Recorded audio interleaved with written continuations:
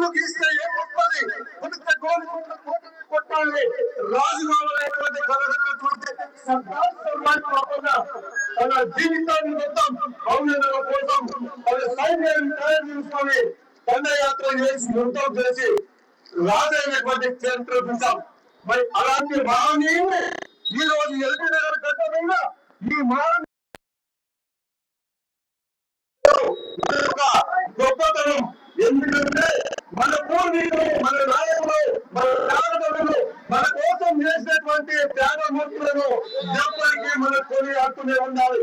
వాళ్ళు చేసినటువంటి త్యాగాలను మనం ముందుకు తీసుకెళ్లాల్సినటువంటి బాధ్యత మన మీద ఉంది. కాబట్టి ఇలాంటి కార్యక్రమాన్ని ముందేసుకొని సంవత్సరాలుగా ఒక చిన్న తీసుకొని ఎంత నడుతుందంటే ఆయన జయంతులు జరుపుకుంటూ ఈ రోజు 15 సంవత్సరాల తర్వాత ఆయన కళ కూడా నెరవేరింది.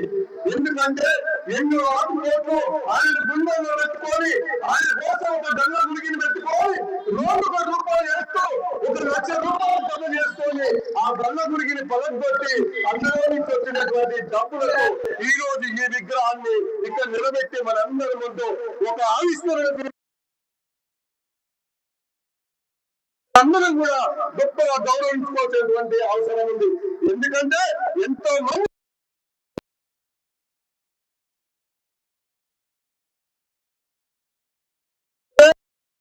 మానవీయుడు రాజయ్యుడు, కానీ ఆ రాజైనటువంటి మానవుని విగ్రహం పెట్టాలంటే ఎన్నో ఆటుపోట్లు, ఎన్నో అవరోధాలు, ఎన్నో అడ్డంకులు వచ్చినప్పుడు కూడా నిక్కచ్చిగా నిలబడి నేను ఖచ్చితంగా పాపంగా విగ్రహం పెట్టి తీర్థమైనటువంటి సంకల్పంతో వచ్చినటువంటి మల్లేశమ్మకు అందరూ తోడుగా నిలబడ్డాం.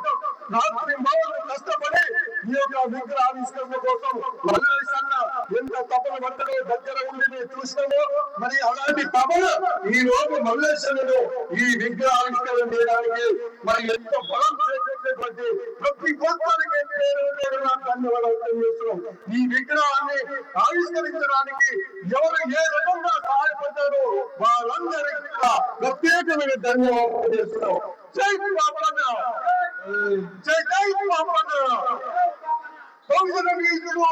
సర్దార్ సల్మాన్ పాపన్నకు